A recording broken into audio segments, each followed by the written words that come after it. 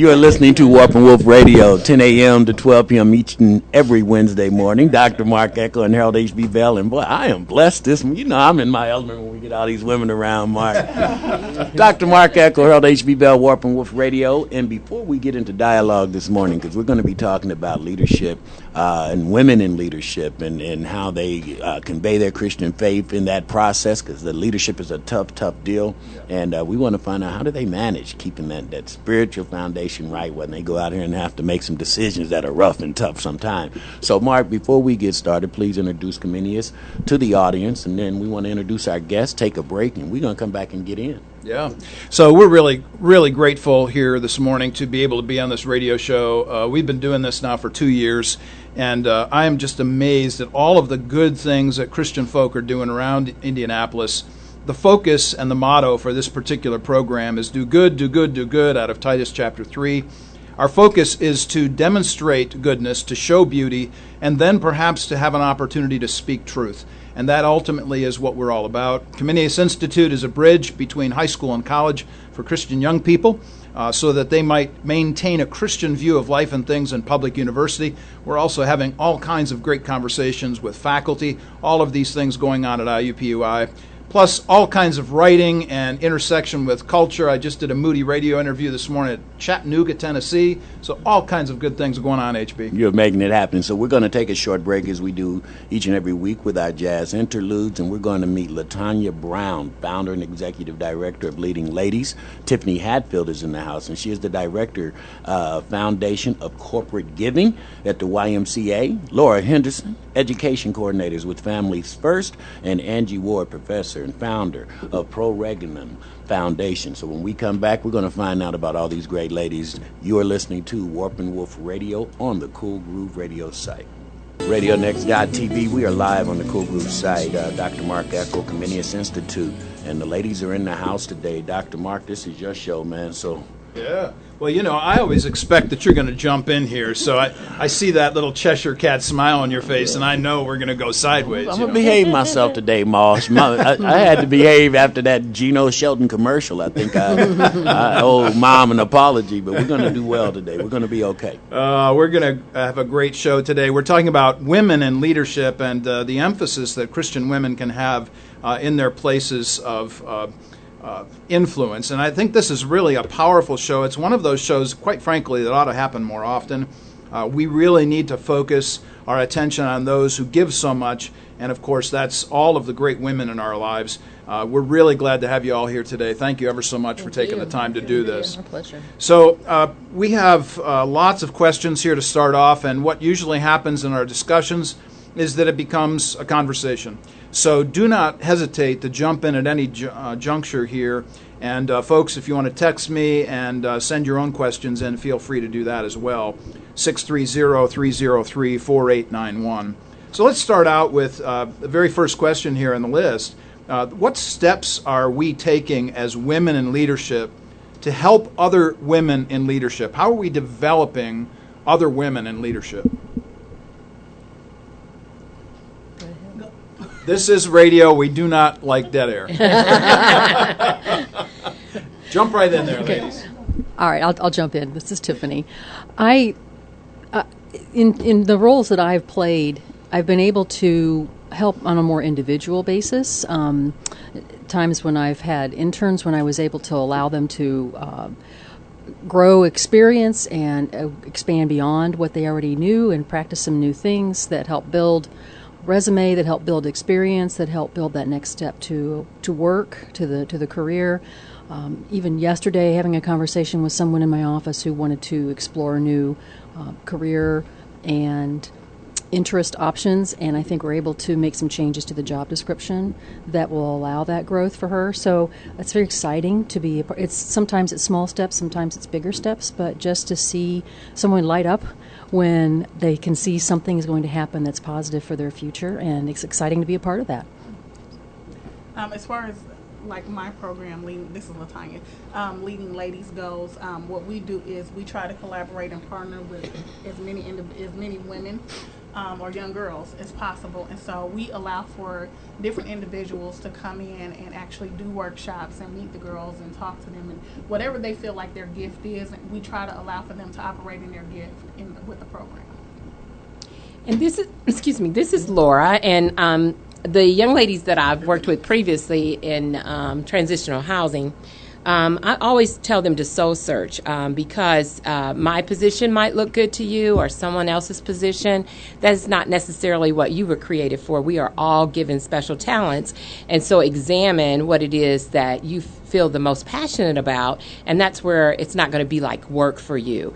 And then you have to get that spiritual connection with God in order to be able to hear Him and follow the direction of what He has created for you for, because He already knows. We just have to learn how to follow His steps.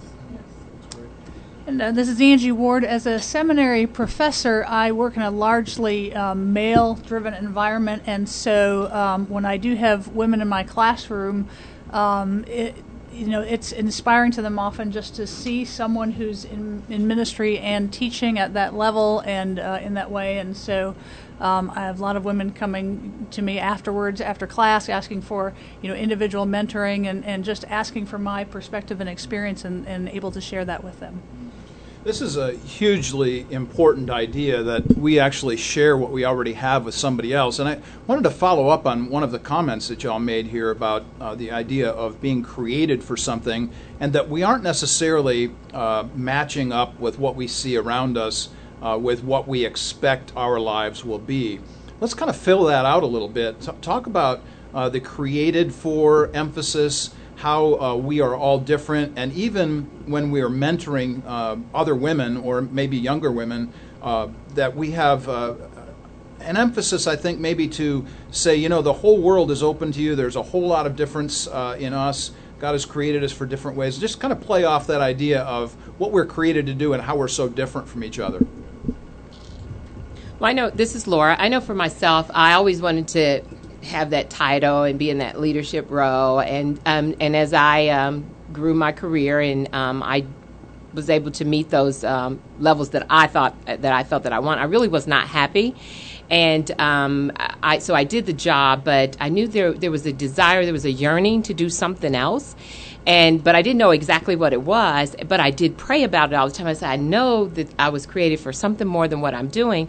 Even though my title was wonderful and my family was excited for me, I was not internally excited. And it was not until an accident changed my whole work life, and I had to be on workers' comp for a minute, and so I asked my pastor at the church, is there something I can do for 2 weeks to earn extra money for my daughter's graduation? And he said, yes, you know how to do those books. You manage medical offices. Come over here and get the books together at the shelter. I said, the shelter? I'm not working at the shelter. We went as parishioners and cleaned up when he asked, but I said, okay, 2 weeks, that's all I'm going to do. And I wasn't giving up my title as director anywhere. And so 2 weeks ended up being 5 years. And I never felt such a completeness, a happiness, and this is where I belong. And I loved my homeless people. I did. I just could not leave from there. And I actually ended up working with a doctor on the street providing services to homeless pregnant women. And that was just my life. That was just where I was. And my mom could not believe that I had given up my title for this. But, I've never stopped working with the homeless. That has just been me. I mean, that's me. That's how I found out what I was designed for, I'll say. I left here and went to Kentucky and worked with unmedicated homeless persons on the street. So I just totally believe that if you're praying and you're listening and you got that connection, God will get you to what He has designed you to be. I truly agree with that. I believe that everybody is born with a grace, and your grace is your gift, and that gift looks different on everybody and in everybody, and that gift looks different in everybody. One of the things that I've learned is, and one of the things I try to work with our young ladies on, and just people who I come in contact with, is to built that relationship with God, because not everybody has that relationship, but once you build that relationship with God, then learn how to sit and listen.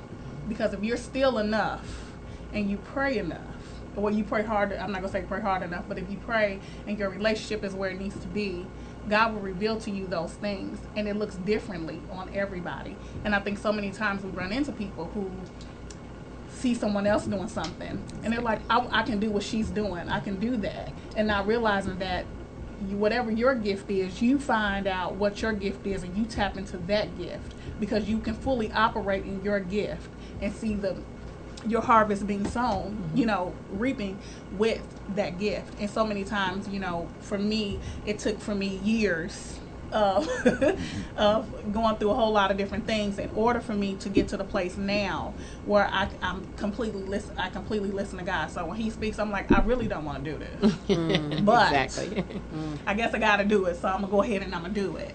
And one of the things that God is really working with me on right now is just my transparency with everything that I go through and everything that I do, because by me going different places and talking to different people and my gift is shown just by conversation sometimes. Exactly. So LaTanya, this is Angie. You bring up such a good point about just listening to God and learning to hear that voice, because I think we as women leaders, we have so many voices telling us who we should be and do, and some of those are internal as far as kind of guilt and shame and expectations we put on ourselves, but there's so many from the world as well, and so to really focus on who God has gifted or graced you to be and what he is calling you to be is such an important thing, I think, for women to really come to grips with and claim and own that. I have to ask this question because, you're all kind of hitting on some of the same points here, and that is that our culture is really driving us in some way or another, either whether it be toward our titles or the expectations that people have of us, or kinds of pressures that we feel from one agency or one group or one individual and another. Speak to that issue of cultural pressures and the kinds of things that you're dealing with on a Christian level from a woman's perspective that would help us to understand how you deal with that. How do you combat that cultural influence? I think we're all at times in a position to conform, and we're forced at times to conform. But I think when it comes to your Christian values and who you are and your relationship with God, you have to stand firm and strong on that, because we live in a world where they tell us to do something different. Our peers tell us to do something different, and inner self at times tells us to do something different, because sometimes different looks better, different looks good. But I think for you to stand strong on your belief, excuse me, for you to stand strong on your belief in who you are, as you do that, you learn more of your truth, but you also learn more of your worth. And when you learn more of your worth, that's when God will position you to do different things. And sometimes those things are uncomfortable, because God positions me to do a lot of uncomfortable stuff, and I'm just like, why? But it allows for me to grow, because he knows where I've been, and he also knows where I'm going. So I have to trust that in the process, because it always, sometimes everything looks good, but it's not always good. So. And this is Laura. I think for myself, working in not-for-profit, you really have to be very cautious on speaking of anything biblical, especially if the individual you're under is not necessarily connected in that manner. So I found it difficult because you could not really say, can I pray for you? Even though you might have felt that in your heart, you had to hold that back, because then you would be in trouble because of the grant and da-da-da-da-da. Mm-hmm. So, but I want to pray for everybody. So, I don't have to do it verbally. I can do it up under my breath, for you don't have to know that I'm praying for you, but so I don't like to be challenged or held back from being able to speak what I believe biblically. And, I always remember what my grandmother used to say, that God said, if you don't recognize me or my son, then he's not really recognizing us. And I always want to be under God's wing, under his protection. So anytime I get the opportunity, I do that. So not in a leadership role now. I always tell my president now, whether you want it or not, I'm praying for you. So. This is Tiffany, and it's been an interesting thing for the past 3 years to work for the YMCA, because YMCA stands for Young Men's Christian Association. And here in Indianapolis, our association of 12 Ys across the city are kind of leading the charge to, as the phrase goes, bring the C back to the YMCA. And that's very exciting. Tuesday mornings, our office has devotions. It's totally voluntary. Matter of fact, we have, his title is Director of Christian Emphasis, but he's our chaplain. He prayed for me for this radio program before I came in this morning, and I thought, how exciting to be a part of that. And in prior work, I was freelance, and so that I didn't have that pressure. But before that, other nonprofits, I don't know that I would try to figure out how to be a person of faith, but I was still very young in my faith, and so I think it was more trying to act in a way that was appropriate. I think that's as far as I got. But as I grew in my faith, to the point this morning, whether I work for the Y that has the word Christian in the title or not, now it is hand on the laptop when I get in the office, hand on the paperwork, Lord, to your glory. Exactly. Yeah. And request the Spirit move as the Spirit would have me move. And I think I could pray that regardless of whether my organization has the word Christian in it or not. Interesting. No, you hit on something about young, and I've been listening to what we're supposed to be imparting in our young ladies. And when you talk about young Christians, that is the most vulnerable time, I think, when we're trying to get young people to understand patience. We're trying to get them to understand their design because they're so influenced by outside media, the things that are faddish. That seems to be what guides our young people. So before we take this break, I want to just ask the question, how do we, without being overbearing with our Christian beliefs in part, because much of what we do at Comenius is we're not teaching religion, we're teaching principles of living. And if you do that, then they can decide, I think, on the religious. So how do we, knowing and intentionally going to put some Christian faith and belief in young people without being across the line, I think, as we would call it. Basically, when we get into the workplace, where is that line? Where is that level of, just like you said, Lord, I'm a Jesus. That's probably why I work for myself, because I can talk about Jesus all day long and really don't care about what someone else thinks. But we all have to do that when we're working with other organizations. So I'm going to take a break and come back and find this question out. You're listening to Warp and Woof Radio, Comenius Institute. The ladies are in the house. I'm quiet today. RadioNext.tv. We are live, Warp and Woof Radio. Dr. Mark Echo, Harold H.B. Bell, and we have a house full of wisdom. These ladies are in here putting it down as far as giving us some information on women, Christian women in the position of power and leadership, and it must be a challenge. I'm going to let you ladies go here in just a second, but I was talking to a friend of mine about the gap in the wage scale. For women versus men doing the same job, and I was appalled in this conversation with my brother. I must tell you, he didn't get it. He just didn't get it. And hopefully before the conversation's over today, we can talk about some of those things that systemically or have been just, daggering women for years on top of years. But we're glad you're in studio today. Dr. Mark, get back at it. Well, let's not even waste any time. Let's just jump right into the issue of salary and wage and how women have been mistreated and unjustly kept down, as it were, in the wage issues. Let's talk about that. Ladies, why don't you just give us an overview of maybe what you've seen in this in your own experiences, and then your response to this from a biblical vantage point. This is Laura. For me, as an African-American woman, I still even found that my salary was much less than the male counterparts, but then even also a white female. And maybe I had more education, maybe I had more experience, but I still didn't equal the dollar. And it was always a struggle to get up to that amount or even close to it most of the time. So biblically, God provides.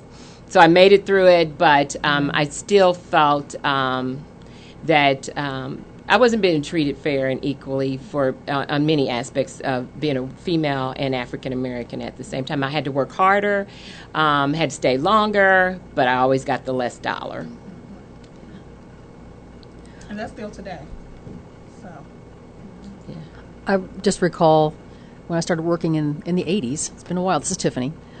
And I remember a comment from a gentleman about would have been about my dad's age, and talking about his hiring practice, that he, at that time, was hesitant in hiring women in that professional field that he was in the sciences, because they might get all trained and then go have a baby and leave. Exactly. I remember that, yeah. And I remember thinking, I don't know what to say to that. And in some ways, I still don't know what to say to that, because I went on and to my own career and had 2 babies and still worked. And my maternity leave was the first in the organization I was working for at the time. Really didn't know quite what to do with someone who was going to take 6 whole weeks off. And boy, I tell you, that wasn't enough, but there it was, because I was married at the time, and I was the one that had to work with the insurance. Mm-hmm. So there you go. That the concept of having the option of staying home, I don't think was. I remember, Tiffany, you brought to my remembrance, probably back in the 80s too, being interviewed for jobs, and the question would be in there, how many children do you have? Do you plan to have any more children? I'm so glad they've taken that away, but they've done it. They have a strategic way of asking these questions. I took masters in organizational management with human resources, and so one of the questions, we can't ask those questions anymore, but what you do is you get the individual comfortable, get to talking, and they don't realize that they're sharing already about their children, and you didn't ask the question, so they're getting out of you what it is that they really want to know in a roundabout way. So, let me just say, because y'all are being so nice up here, let me not be nice for a moment. Okay. This is the kind of thing that just foments this rage in me. For those of you who have been listening to the show for a long time, you know that I'm much more like Timothy than Titus. I'm the guy who was like his grandmother and like his mom, much more than Titus, who was very straightforward. Just read those books, Titus and Timothy. You'll get the general sense of this. So I have this real concern and blazing injustice issue as it relates to women. And to have somebody ask those kinds of questions, whether it be in a sideways kind of way, innuendo, whatever, is just not right.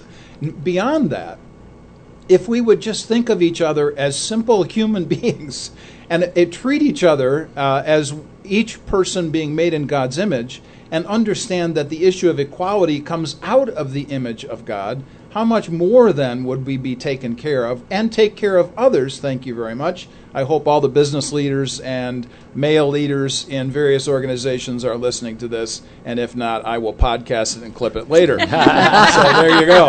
All right. So any other thoughts on this, ladies, in terms of salary or comments about that? Well, I still struggle to this day with the salary. But, I've learned to, as I said, depend on God, and He has supplied all of my needs. And certainly, yes, my family would love to have had that increase just as equal as the others, but I think just teaching the biblical part of it, and that, I am where I am at because this is where God said for me to be at this time. Right. It's not about the dollar for God because He is the master of everything. So there's nothing that has not been provided for in my family, but it's still a struggle. It still hurts. I still have the same student loans as everybody else does. And so, the challenge just to make ends meet is a struggle all the time, especially for single women. Yes. And sometimes in this day and age, the husband still is not even making in their positions. I work with men a lot in one of our programs, and the education-wise, they're held back. They're held back because of criminal history. So the family struggles.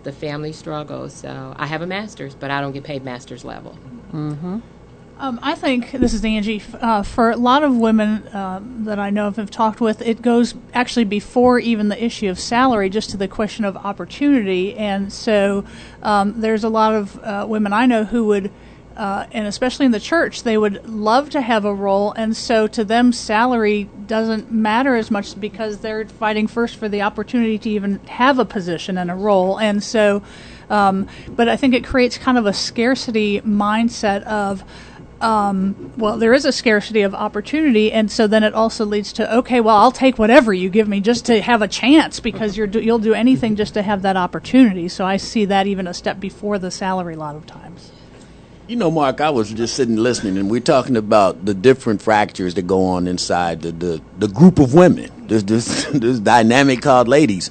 My question would be, if we all come together as a group of women, and you women come together and say, okay, we've got a movement with all the fractures, how do you address a particular movement? Because I mean, we've got so many things that are discriminating against women, that if you came together as a group, which would be the primary focus on what we need help with? Because we Women got could money, rule the we got, world. I mean, we got no, I'm dead serious. And so how do we make sure, if there is a movement with women, that all of those concerns are addressed, and the prioritizing of those, the sense of urgency, so to speak, for those issues are put together in that group? Because that could be a fracture inside the group itself. I'm just curious by listening. Well, for women, sometimes there's the challenge of who's going to be in charge. Women, egos sometimes get in the way, and Well, welcome into our world. and they don't want to reach back and let someone else come and learn from me. Step over and let someone else have the mic, and someone else might have input. So that, I guess, women would have to learn to take it down a little bit and say we're all equal. Everything that affects a female affects us all, and so we're in this together, and we all have a voice. Now, getting to that point is the hard part. Mm-hmm. And so if we can all have a voice in it, then yeah, we can conquer the world, as the song says. Women can conquer the world. We light up the universe. We definitely, but I just piggyback off of what you just said. I definitely agree with that. But the thing about, like you were just saying, we have an issue, especially African American women, have an issue with working together. I can only speak for African American women because I'm an African American woman. But we have a huge issue with working together. Because I work with young girls, my biggest thing is we work with all different races, we work with all different religions, we work with everybody. And so I want these young ladies to see people who look just like them in areas and employment and entrepreneurs and all of those things, in those positions that look just like them. The issue that I've run into is that everybody, again, going back to your gift, everybody don't necessarily have that gift. And some people are just doing stuff just to say, I'm doing it. I want my name on something, and I'm doing it. With our program, like I said, when I run into people, if they say, hey, I'm just kind of thinking about doing this, I can set you up a date. When do you want to come and talk to them? You want to come and talk? You want to do a workshop? What do you want to do? But the issue is that it becomes a competition. Like I'm competing. If you're my sister, I don't have to compete with you, whatever color you are. I don't have to compete with you because I sincerely want you to come and work with these young ladies. Right. I want to partner with you because it's not about leading ladies' name being on anything. Our name don't even have to be on nothing if that's the case. Just come and sow those seeds into these girls. Right. But so many times we run into individuals, and I know for me it's been a huge struggle with working with other organizations. We've been completely successful with that. So let me just say that because I'm a networking guru. But we've been really good with that aspect of it. But the other people who are working in these communities as well struggle with working together because they cannot get them out the way. I tell people all the time, our name don't have to be on nothing because we know what we're here for. We know what our purpose is. We know who we're serving. And it don't have nothing to do with us. Okay. I was in a position in I'll say in Kentucky, and as director, and then my CEO that was over me, she told me that she felt intimidated by me, And so my position was eliminated. Really hurt me. I really loved the job that I had. And I told her I did not want her position. If I wanted her position, I could apply for it because I was here before she was. But I was very content in what I was doing. And what I did leave her with when I left, which you brought to my mind, is about the name recognition. A lot of women have to have that name recognition. And I told her, I said, you had a great team surrounded around you. And so think about Henry Ford. He probably couldn't even change a tire. But he had good people surrounded around him. They built this car, and guess what? At the end of the day, his name is on the car, Ford. His name is still on the car. We don't know those people. So the goal should be for anyone in that leadership is to hire good people, surround yourself with them, let them do the work. Your name is still going to be on there, Right. So, but we can't give that piece up. And if they hire you, then there's swarming over you. Is she doing right? What's she doing? Is she trying to get my job? And so that should not. We should not have that, and we should work together and lift up each other spiritually and in our career. It should not be a battlefield for the careers. Right, absolutely. Right. This sounds very much like sin. So could we just be so bold as to say, we really have the problem, and the problem isn't others. The problem is us, and so. If we get all of the administration, all of the folks who are signing the checks to realize, hey, we're all made in God's image, we're all equal in that sense, we all ought to have the equal pay, and at the same time recognize that we have improper motivations and intentions of heart because of our own sinfulness, repent of those things, and then move on from that, and work as a team. Hello. Right. Yeah, wouldn't that be nice? And understand that the most important thing any administrator can do is hire the best people and then get out of their way. Thank you very much. Any other comments on this one? Amen, brother. You're so idealistic, brother. But no, the beauty of what we do here in the dichotomy. I was just looking in the room at this dichotomy we have going. Black and white brother, about the same age. We've got 2 white females about the same age. 2 sisters in here, close to the same age. I don't want to get in trouble. But the thing that I would love to ask Tiffany, and the thing that I would love to ask Angie is, when you listen to this, is this even relevant when you're dealing in a day-to-day? Do you even understand what they're dealing with? Because there's a level where women are going through some angst, and that's kind of why I threw that out. How do we prioritize what the issues really are? Because African American women are dealing with a whole nother set most times within that set of discrimination. And so when I was just sitting there listening, I was watching you two, and it's like, well, damn, I deal with some of this, but I don't deal with all of this. And I understand what LaTanya's talking about, because trying to work together in a community that is disenfranchised is so hard. And what we're dealing with, LaTanya, just to let you know, is this lack of ownership. We've never as a culture been given a lot of time to be the owner of something. And look at the usher boards at your church. Look at the choir director at the church. You want to go into a church and see the most fragmented system in the world, go watch the people there to serve Jesus and watch what happens when they get a little bit of ownership over that titled position. It's a mess. That's why most people don't go and to church. So even in the conversation that Tiffany and I were having about capacity building, we have to teach people how to be owners of almost everything. I mean, and when you start getting self-identity in the midst of this conversation, that's where we're talking. That's where we're going. And so I see you pulling up. I am. This is Angie. Yeah, that's a great question. And complex answer. So I work in church circles, and I experience I'm a white female in a white male-driven environment. So I'm a little down the food chain, but I'm not as down the food chain. And I know that I do not have the same systemic issues that I have to deal with and fight on a day-to-day basis. I know that, and it grieves me greatly that the system, as far as overall church ecosystem I'm a part of, has contributed to that oppression, to use. I mean, that's what it That's has all been. you Yeah, can use. yeah, and so the local church should be the hope of the world, and we should be leading the charge on. The Lord's Prayer on earth as it is in heaven. And so what are things going to look like in heaven? And are we working to create that equality and equal footing? And so those are some of my initial thoughts, I guess, to your question. This is Tiffany. I think that it's been interesting, again, working with the Y. My very first work experience was not a diverse work experience. There were women in leadership, but not senior leadership. And then, again, as a freelancer, that was where I was able to diversify in the kinds of communities I was starting to serve and got my eyes opened a bit more. As a child who grew up in all parts of suburban Indianapolis, I've lived in about 7 or 8 different places in the city, but always suburban.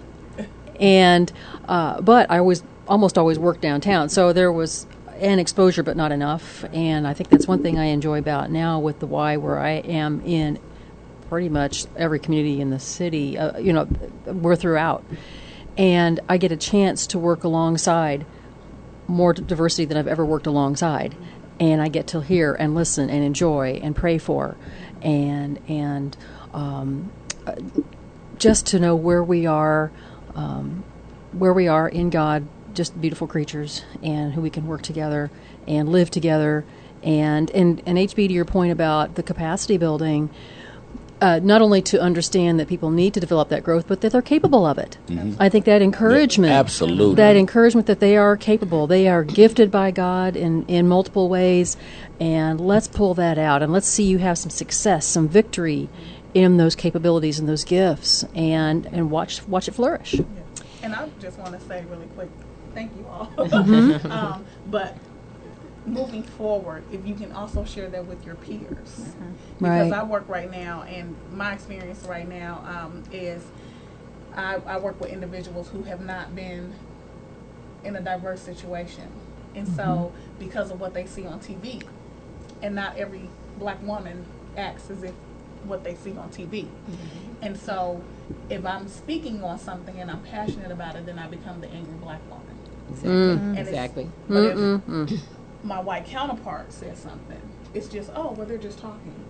But then if it's me, and we're saying the same thing, same level, same tone, same everything, with the same passion and drive, but it becomes, you're the angry black woman. Exactly. And you're just speaking.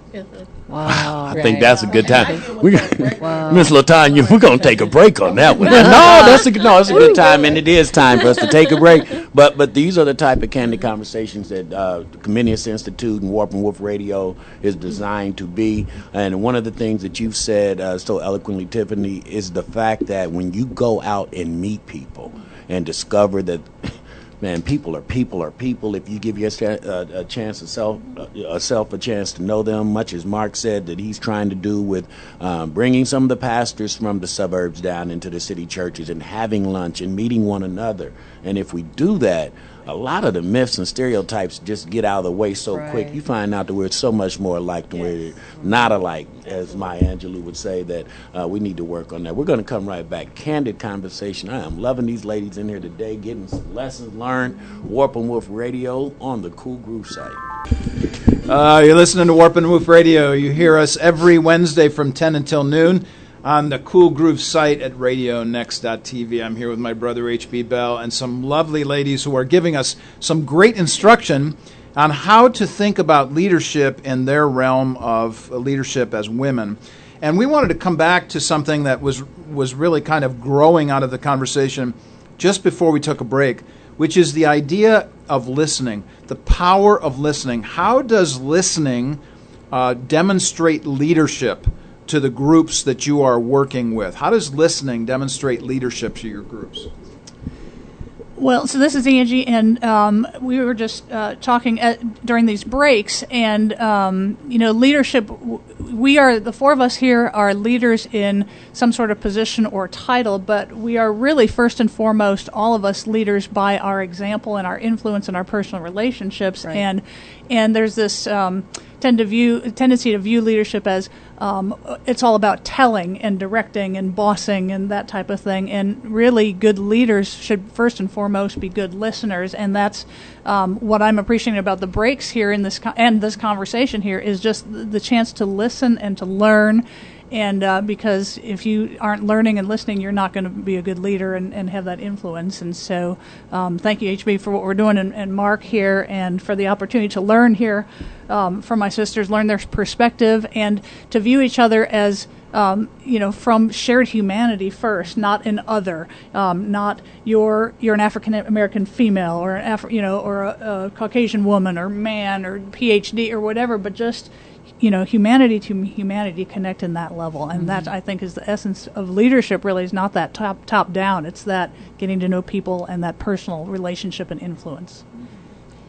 And listening, I'm glad you said that, because it took me a long time to learn that, to listen. But in the trainings that I do now for organizations and individuals to recognize the signs and symptoms of mental health, that's one of the key things that we teach in there is to listen. Listen, and listen with your eyes and listen with your ears, not listen while you're on your telephone and doing all these other things, or as we used to, as I'm guilty as a supervisor. Someone would come in to talk to me, and I would say, yeah, come on, and I kept on writing. So I really wasn't giving them an undivided attention. I wasn't really listening. I'm writing. I'm not looking at you, so I'm not really giving you what you need. God has created every part of our body for something. And our eyes, I feel like it's the window to the soul. And if I look at you, if I look in your eyes, I can feel your hurt. I can feel your happiness. I can feel you. I can know more about you. But we've lost that. And we don't use our ears to listen. We don't. And there's a commercial that comes on now where the mom is getting ready to sit down to dinner, and all the kids and the dad is on the cell phone. Well, she has a button on her cell phone where she can push it, and everybody's phones are cut off. So now you have to listen to me, and now we have to look and talk. And so listening is you can't validate that enough. I've learned that you have to listen and you have to hear exactly what it is that is being conveyed to you and being spoken to you, so that you can understand that person, the situation, what is going on. But I also, for me, listening has been growing, because I have mentors, and even as a leader, I still have those mentors, and I still seek mentors, so therefore I can still learn, because I have to be, in order for me to lead, I have to be able to follow at some point to get to where I want to be in my career. So. I remember listening to a lecture some years ago. It was a women's church retreat, and there was a concept about being more open and more available. And the way it was initially described, me, the list person, and the structure, since grants are my world, everything is structure. I was listening to it from a structured perspective, and initially I received that as one more thing to add to my to-do list. And so I was so grateful for the Q&A, because I got to ask, how do I prevent this from this being around and available and teaching and sharing? How do I avoid this being a to-do list item?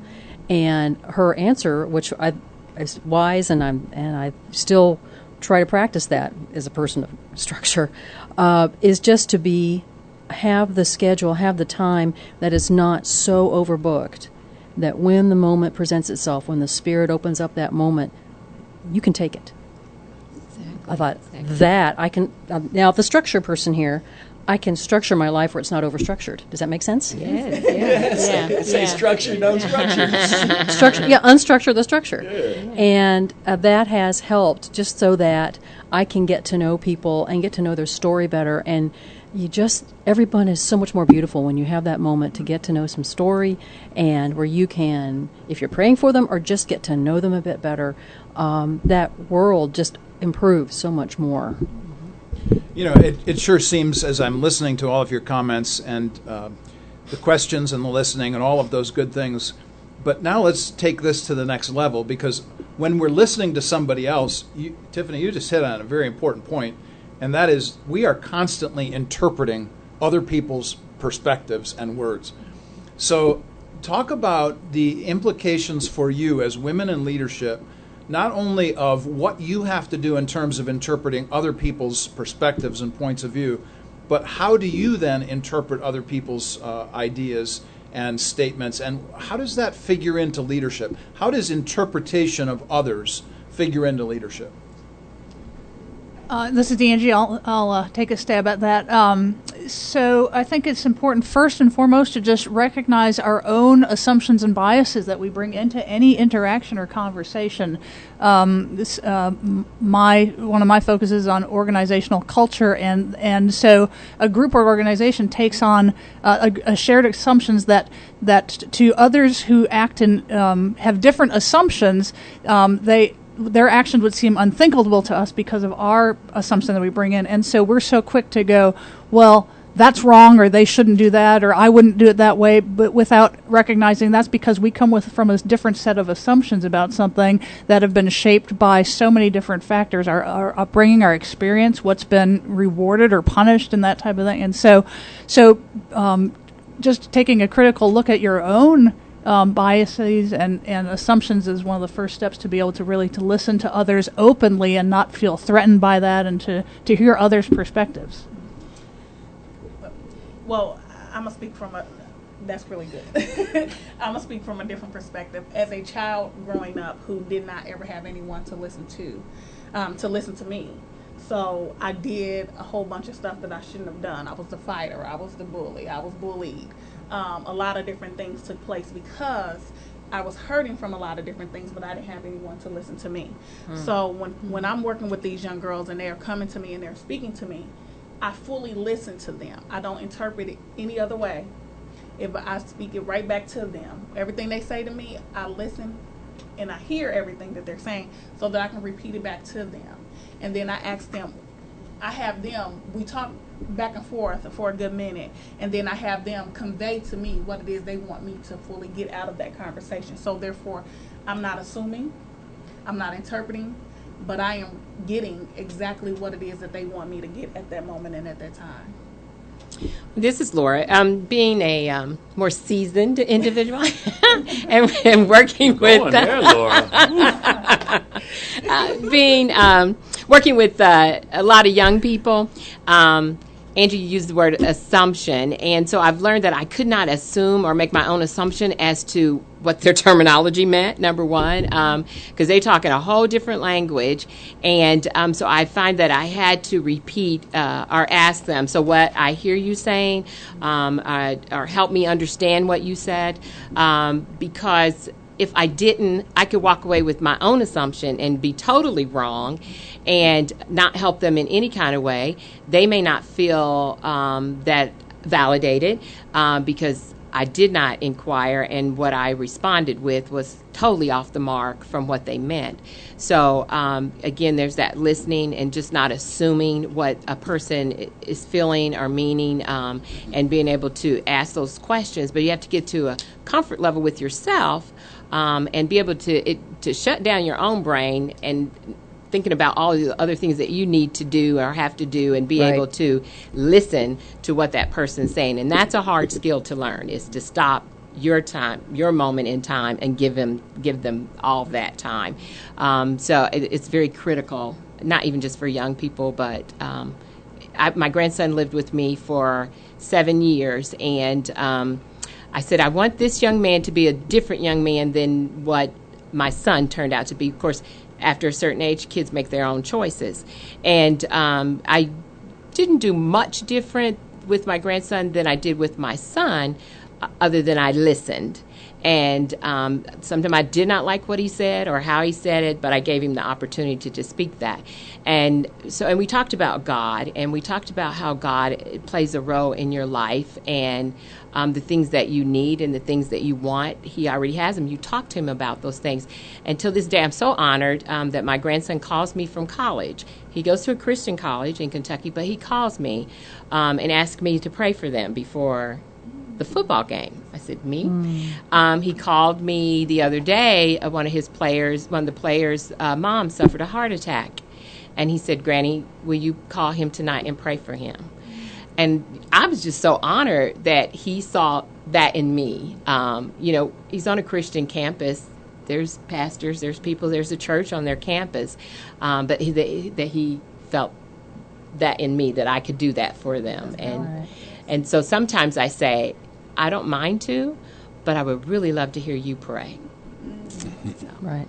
So leadership in family or work or the community is much more about relationship than I think the word leadership or leadership institute, these different things that are to teach leadership. There's so much more about relationship. At least that's for me a lesson than I think I would have defined it as before. Yeah, there's such a tension, I think, between that listening versus doing kind of thing. And leaders are expected or wired often to be doers, and we see a need, we want to meet it, we want to get it done, but and which is an important part of that influence, but listening is just such a huge part. And like you said, unstructuring, the structure and really actually creating open space to listen to what God's telling you, to listen to others, to listen to just what might be going on inside yourself is such an important component to effective leadership. Well, we're going to take a break. We're halfway home, and these ladies are putting it in today. I'm impressed, number one, and then honored to be in a room with some distinguished ladies in the house. And we're going to go on break and ask this question Dr. Mark posed in his questions. Born or taught? Leaders. I know I was born to be one. I don't know what you guys think, and I'm going to tell you why, and then you guys figure it out for yourself. You're listening to Warp and Woof Radio on the Cool Groove site. RadioNext.tv. We are live on the Cool Groove site. Dr. Mark, take the microphone, man. I'm just caught up and overwhelmed. I have this, this crazy thing when there's just too many women in the room. I don't even know how to act, and I've got some dynamite women in here today, man. I'm definitely taking over the microphone with that kind of comment. Here we go. So, just before we went to break, you did ask a question. I asked a question. And that was, are leaders born or are they made? And my compatriot to my right, Angie, popped up and said, I want to deal with that. So I'm really anxious to hear what Angie's got to say about this. And we'll go around the table. You all have something to say about this one. This is an important one. So are leaders born or made? My short answer is yes. Yes. Oh, did you want more? Yeah. So I do think, in what experience and stuff, there are people who are born leaders. Like HB, you were saying, you were born it. You didn't recognize it or what it was until later. But you said, I've been doing this all my life, And so there are people who are born with natural leadership gifts. As girls, they're often called bossy on the playground. They walk in a room and tend to take charge or be given authority. They just by something, who they're. So there is a gifting component to it, and some people have more or less of that gifting, I think. So the born piece. But then are they made? Absolutely. I think there's a lot of skill component to it that can be developed and taught. And so if somebody, say, is a naturally born, their maximum capacity as a leader is an 8 out of 10, and they're a 4, but their capacity is 8. Well, you can learn and grow to get to be that 8, but you could have somebody else who, and they may not, they may just stop at a 5 because they're not willing to learn and grow, even though they have a lot of capacity, or they rely on talent for so long and never develop the inner person to carry them beyond, first couple failures. But then you might have somebody whose maximum is a 6, and they started as a 2 or 3, but they work hard and they are maximizing that. And so again, I think it's a born or made. And then there's an art component to it of leadership. There's a gift, there's a skill portion of it, and then there's an art portion, which comes with wisdom of knowing how and when to apply that gift and that skill in the right measurement and the right timing. And so that's my perspective on the answer to that question. Great answer. All right. Amen. That's all I got to say. Ditto. Well, and into that vein, talking about the art of it, I've never seen science and art separate. There's an art to science and a science to art. And so in leadership and the nature versus nurture argument, I've had multiple conversations with people, and some are on one side or the other. And I don't know how it can't be both. You have a nature. How is it nurtured? That's always. I've never been able to go beyond that. So yes, I'm totally. I can't add any more than that to what you said, Angie. Yes. And I would say born, but then again taught, because God creates us all. So what He has destined for us is already within us. So the seeds have to be planted and watered and nurtured, similar to what you were saying, Angie. And we have to be geared in that way, because as HB had said earlier, that his coach would keep telling him, no, you have the leadership skills, and he kept saying no. And so I felt the same way as myself. But then the leadership that I was looking to be in, maybe that director or whatever, is not really where God wanted me to be at. He wanted me to be in a leadership role, but not at that level. I think the most important role that I've ever had was working with the young girls in transitional housing, and being able to lead by design, and talk with them. And through working with them, I think it kind of helped me learn who I was and what I needed to be. So it was taught. My uncle, I used to watch him. He was the first black police captain here, and didn't matter who you was. If he was talking to a homeless person and you walked up, he said, hold on, I'm talking to this young man right here. The respect was whomever he was talking with. So I learned that from him. And so I think that's where I found my peace in who I was when I was working with homeless people. And so one of the young ladies in my last transitional housing program, I met her, a homeless pregnant girl, and the short of the long story is she is now an executive director for a major company. And she found me on Facebook. And she said, I just wanted to tell you that I'm where I'm at today because of you. She's an African-American girl. I said, I didn't do anything. I said, you hated me. She said, but you didn't know I was watching you the whole time. So people people behind us, beside us, around us is watching us all the time. So there's the taught part. So I don't know what she saw in me that made her want to do that and aspire to who she is now, but I'm glad it was something good. She didn't tell me what it was, but and I'm just honored that I was able to lead somebody else to the next level of their lives. Yeah, it's so important, how you're defining leadership, because a lot of times we think of it as the person at top of the org chart, and overseeing that. And some people are more naturally skilled at, that level, organizational, those types of things, big picture. But at its core, leadership is that influence. And so, she was watching you. It wasn't about what you said in your position necessarily. And so all of us have influence of some sort. We have some circle of influence, whether that's at home with family members or children or coworkers, or influence on our supervisors or those underneath us, or some of us, some have been giving a more broad influence or over a larger circle. But if we look at it as influence, and how are we teaching the taught piece, people to steward the influence that they've been given, even if they don't view themselves as I'm a natural gifted leader. Exactly. And we have to, I think for me, I had to stop and think, am I serving my career or am I serving God? And when I decided that I was not going to serve the career, that I was going to serve God, then my prayer every day before I left out and throughout the day is, creating within me, God, a dwelling place for your son, Jesus Christ. Because if he is there, the dark and the light can't stay in the same place. So I'm not going to be nasty, and I'm not going to be rude to you if I'm carrying Jesus within me. And whoever comes in my space, let me know what it is that they need. Lead me, guide me. Amen. I'm amazed. No, because the answers are so candid, but I do have one more question. The leadership roles that you have in your workplace, do you or can you manage that when you are not in that environment? I know sometimes this demonstrative personality, I can't turn him off when I go into other areas, and he might not be welcome in other areas where this isn't needed. How do you find yourself dealing with family and atmospheres that aren't in the profession that you chose to be the leader in? Is there some resemblance of that takes place? Come on with me, Tiffany. Yeah, here I am with the mic. I think I can. Over time, I have been able to, I think, put that aside. And especially now, I have two daughters, and they're now both grown.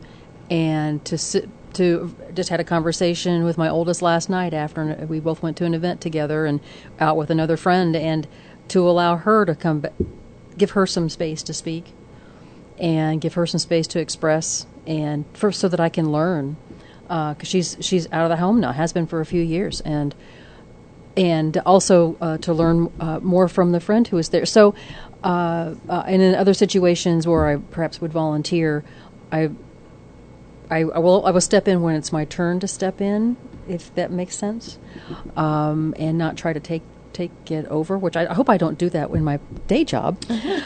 I have a role to play, and I hope I play it well. But yes, now I would say is the answer. I enjoy being able to separate a bit out and be more of a support. There's a time to lead and a time to support, and actually, in leadership there is support. So maybe it's the same throughout. Gosh, that was a confused answer. I apologize for that. No, it was a good answer. Okay. I think it's hard. It's good that you said that, you be able to step back and kind of shut down out of that leadership role. But I know for me, as an African-American mom, in the African-American community, you always had to be in charge. This has got to do, you got to do this, you got to do that. And so that's a real hard one to work on. So if you're able to do that, good. I'm still working on it. I'm still praying about it. But to be able to shut down and not be that person in charge and let other people talk, let them have it. And, I'm not on the job. It's about you. So that is a very hard talent to learn and capture. So good for you. Thank you. I've learned to create a balance, but I've also learned to what I used to find myself doing is at work I would not portray to be somebody else, but the level of responsibility was kind of different. So, but I've learned to be who I am. So I don't turn me off, because if I turn me off, then I'm turning who God has created me to be. And sometimes me being me helps somebody else subconsciously liberate themselves. So for me, I'm always me, and I've just created that balance. But I also, just like you were saying, being because I'm a single parent now, and for me, I'm still in that leadership role, even with my kids, even at where no matter where I'm at, even with my friends, I'm still in that leadership role. So for me, it's a balance, but it's not even a cut off and cut on. It's a weighted balance. It's just Yeah. I don't take off my leadership hat when I'm at home, because if that leadership is influence in who I am, it's always there. But again, that art piece comes in, and sometimes that leadership needs to look like not being bossy all the time, and right. like you said, when you're in a position where at work where you're in that mode, I easily can get into task mode. And you can ask my family, especially when we go on family vacations, I go into tour guide mode, and I become, so I'm not always the most fun person to be with on those types of trips, but so just kind of realizing, even for me, my personal mission to identify, develop, and encourage leaders, I realize that parenting is an outworking of that call and passion as a leader. I mean, I'm doing that as a mom with my 2 teenage sons, and so I'm not turning it off, but it looks different, and I have to temper that, and that's what's taking time and wisdom, is learning how to do that and not just be hard charging all the time.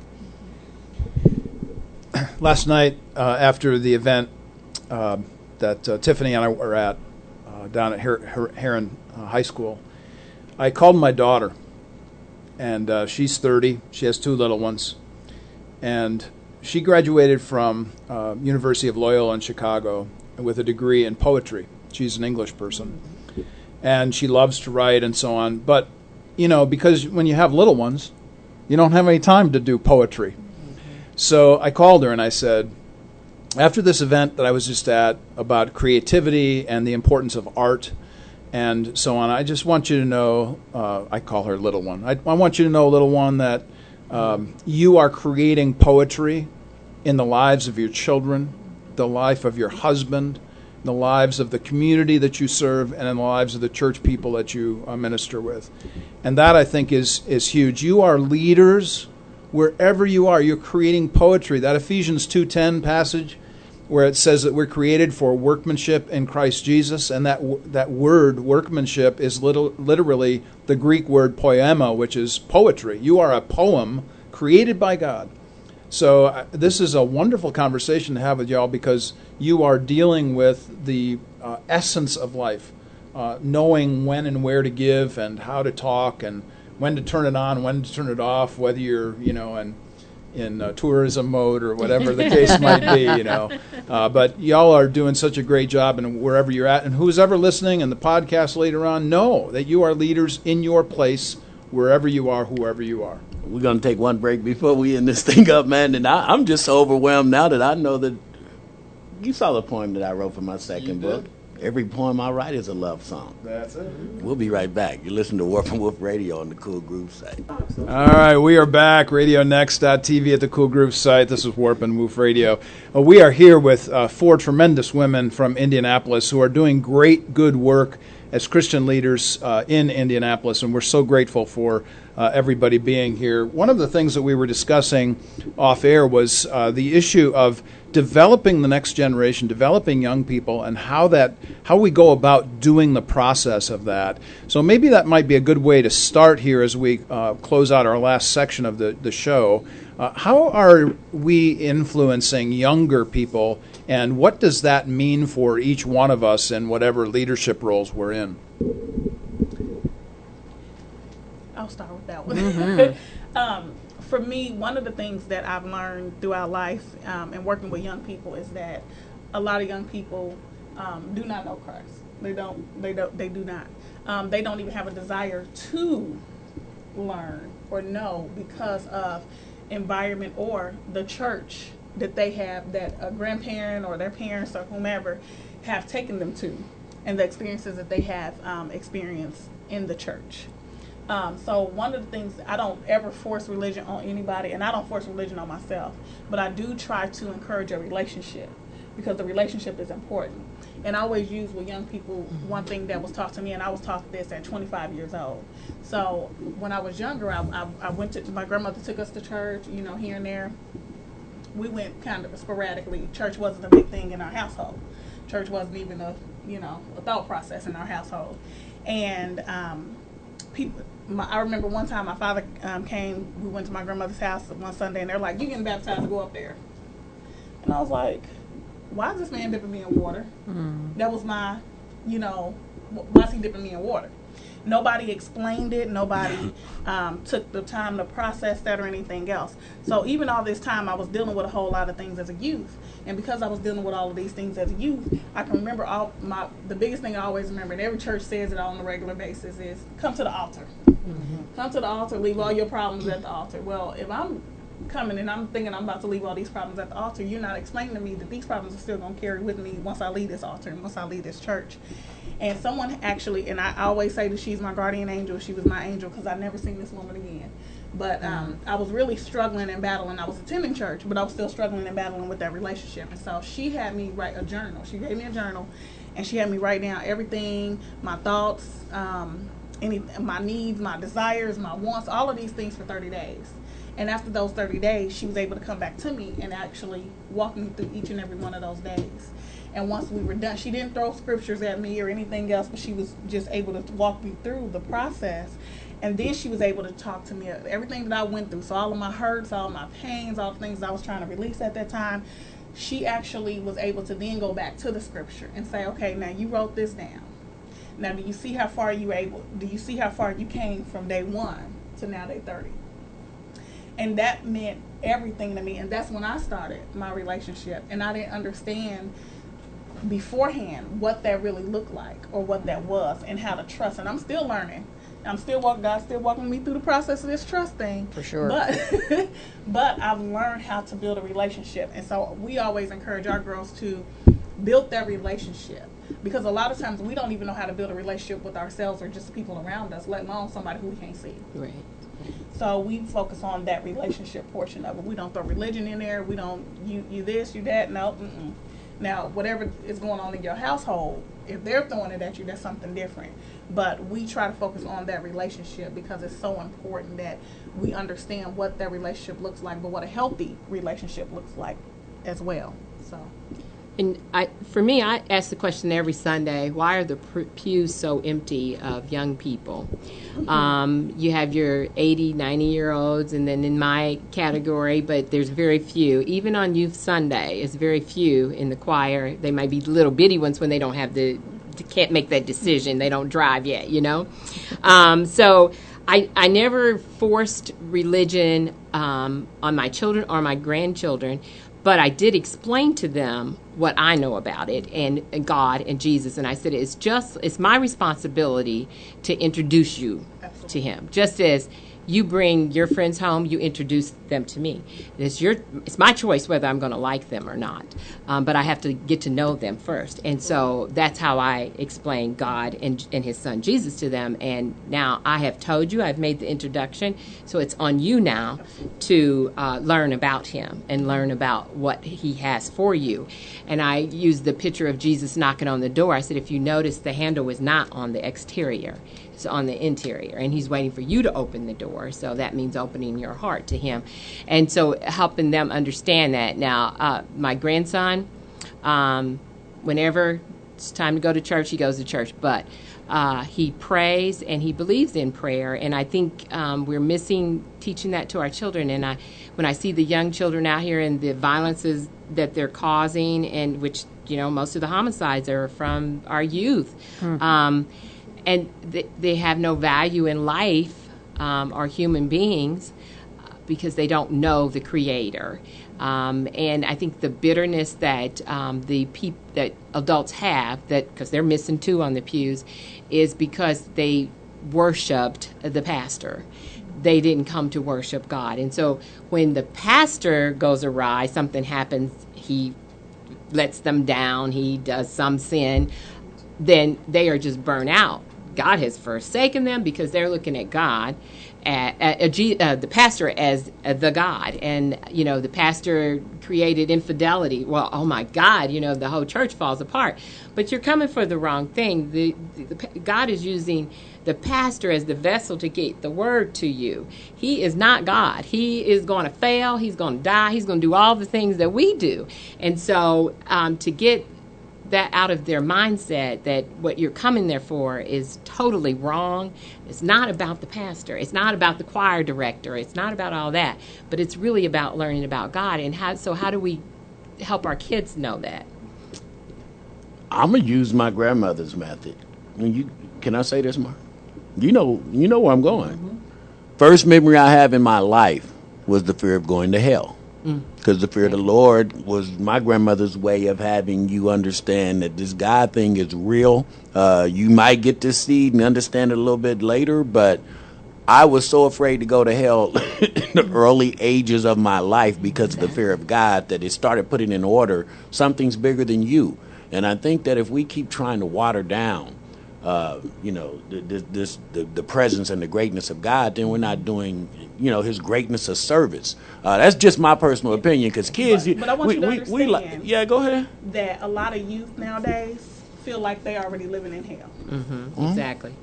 So that's a so there has to be someplace better than this. Right. I know principle needs to change. Yeah. I mean, principle never changes, and fashion does, and I don't know how we impart that into the young people of today's life. But, we were living in hell back in 1963, 62, when Kennedy was assassinated and the civil rights movement was going on, and people were living in hell then. Hell is relevant to the time you live in, I think. And I think that we've gotten away from the principle of making sure that our young people know without unequivocally believe that there is a God, there is a power bigger than you, and there's a responsibility of you as a human being growing up. That seed has to be planted. Now, Scripture also says they might go wayward, but they will come back from what's planted. And I don't think we're planting. I think we're doing this illusion of let's go to this big place. Let's have this big concert every Sunday. You get bombarded with here's your tithe. If you don't tithe, you're not. We get all this other stuff except the fear of God being at the centerpiece of life. You'll figure this out and you'll learn this if you seek. But we don't even do the simple planting anymore. I agree with that. And the churches have changed. Yeah. The churches have changed. The dynamics of the church have changed. And that's why, like you were saying a second ago, even adults aren't even going to church. So you know the kids aren't going if the adults are not going. So I think the whole dynamics of the church. I think the churches, not all churches, but I feel like most churches nowadays, I'll say most, not all, have come to the grips of, I need to worship my pastor, or I need to worship the things that the church are doing. I don't have to be. It's kind of like, I'm not gonna say, it's kind of like a sorority or fraternity. Say I'm going it. to this church because I'm a part of something, and I can say, "Oh, I'm part of this church because they doing this," or their name is out there somewhere, and it goes back to the name. But I'm a part of something, so I'm a come.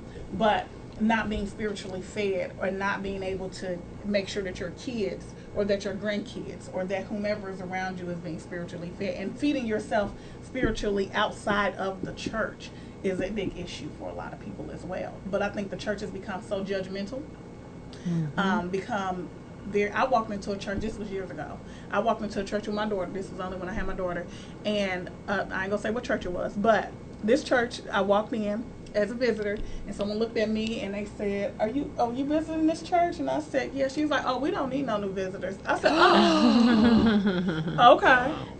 Oh. And politely walked out. Dr. Mark, I've been reading your questions. You needed to walk out on that one. Yeah.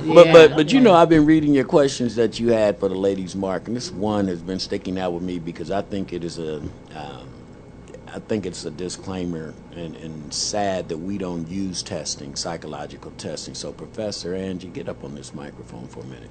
Yes, sir. No, I want to know, because Mark did ask a question about, how do Christian women leaders make use of spiritual gift tests? And are they in competition with tests like Myers-Briggs and DISC and other tests like that, or personality assessments? And how important do you think that is, since we have these tools to use today, to find out who people are, to go closer and quicker to exploring the gifts, maybe?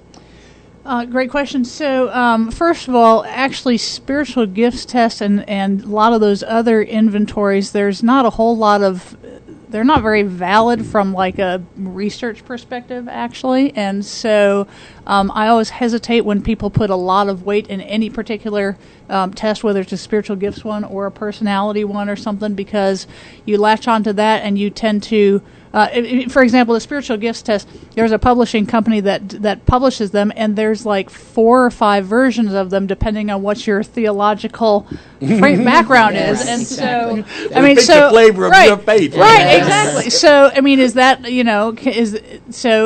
there's that just from one publisher, there's, that many flavors of it. And so how can that be a true measure when some of them don't even include the same gifts as on the other one, and I think, there's folks who latch onto a particular, whether it's StrengthsFinder or spiritual gifts or the DISC or the Myers-Briggs or whatever the current hot one is, and you tend to pigeonhole people into that. Well, you're doing that because you're a whatever kind of thing. Exactly. I think those types of inventories and stuff are helpful to help you reflect on yourself and learn more about yourself, to give you a piece of the picture. But it's also just as important, probably more important, to be asking questions in relationship and community and saying, where can I learn and grow, and not just, oh, okay, here I am, I'm in this box. I'm me personally, I am an ISTJ on the Myers-Briggs. You know what?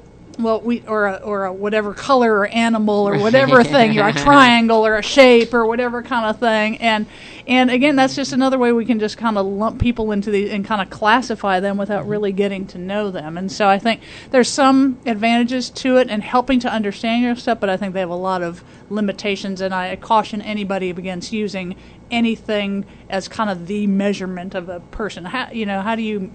I could be an ISTJ, and I don't know what Mark, any of you guys are, but I mean, I could be sitting next to another ISTJ, and we're still completely different people. Exactly. It's just an ingredient, one of the ingredients in making up the personality, who the people are. Yeah. I had an employer that said I had to take the Myers-Briggs to work there, and I just really balked against it. Well, I'm not, because I didn't want to know, like you said. For me personally, yes, but not as a hiring tool, because if you do, I felt like it was that you just wanted this certain type of person in your employment, and if you didn't come out with the right color code or the right alphabetical letters, then you weren't going to be hired in there. And I just felt that was kind of discriminatory there as well for me. In preparation for today, I actually brought my tests. I have my spiritual gifts test, my disc test. Here's one called the purpose pattern. I hadn't heard of that one before. And then there's my, actually, I couldn't find my Myers-Briggs because that was back in the 80s, but I found another one that I took. It was big, and so it that's why we all changed. Yeah, and so it was just, and I think the interesting thing that I saw, just perusing them again, because it'd been 2 or 3 years on some of these, but it had been maybe 10 years on the spiritual gifts, is that at the very least, and it's a good question you brought up about, what form of spiritual gift are you taking? But because I did go back online and look, it's like, oh my gosh, they are all very different. But overall, it looked at least like in the spiritual gift test, it's how I serve, as opposed to much more detail about me alone. It's how I serve, and I thought, well, okay, that's at least my impression of it. The questions are a little more broad. Like again, I was rereading my Myers-Briggs retake from I think about 3 or 4 years ago, and some little questions. I mean, they just get down to the nitty-gritty, and I don't suppose that's a bad thing necessarily, but how detailed do I need to be at least perhaps affirmed, directed a bit? If I have some confusion, maybe these can help direct a bit. Maybe I practice that a little bit and see how that goes. And for example, in my spiritual gifts, this main time I took it, administrative, I thought, are you kidding me? That doesn't sound very exciting. But that's the truth. I've always been in that place where I can help strategize and resource. I've always been there, and I love that. I'm not frontline. I want to make sure frontline is equipped and ready to go. Doesn't mean I can't be frontline. So those are, I think that's where there's a use, but you're right. Don't make them an all reliable.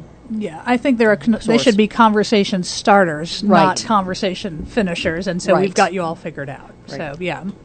Well, this ENFJ personality is about 100% on with his profile, but I'm just sorry, I'm 100% him. From what they say, that profile type is 100% him, and I can't even run from him. And I love you, brother. Love you back, man. This has been powerful, man. It has been. I'm going to give you ladies just a moment to reflect as I kind of wind this down for us. But I would like you to just take 30 seconds now. That's 30 seconds now. 30 seconds each to just give us one statement for any women that are listening today, podcast later on, some encouragement. What encouragement would you offer to ladies in their leadership roles? So that's the question I'd like for you to answer, 30 seconds each.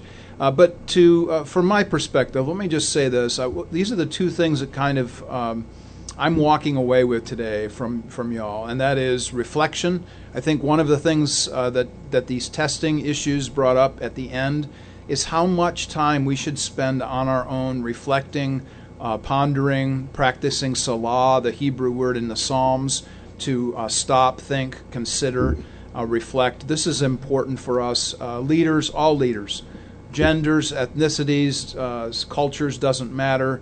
How am I relating to the God that I serve? And then the second thing that came across very strong in this round table today was the issue of relationship. And you all touched on this in one way or another, how you interact with different individuals, not only within the framework or structure of the opportunities that you have, but also in your outreach to others, relationship. So reflection and relationship. So we're going to go around the table here, start with Tiffany. And if you wouldn't mind just giving us 30 seconds of encouragement toward women who are listening today. Oh, what a wonderful thing, opportunity. That each of us is gifted in different ways. We are all the branches of the vine, and there are many ways to serve the kingdom, to advance the kingdom, and explore, try, don't be afraid, love, seek mentors. There are ways. Be active, because it's never going to be one path. It's never going to be the only way. It's going to change. I'm on my third career. I don't mind going into a fourth at some point. So be open and be flexible, but always with God's word as your ultimate guide.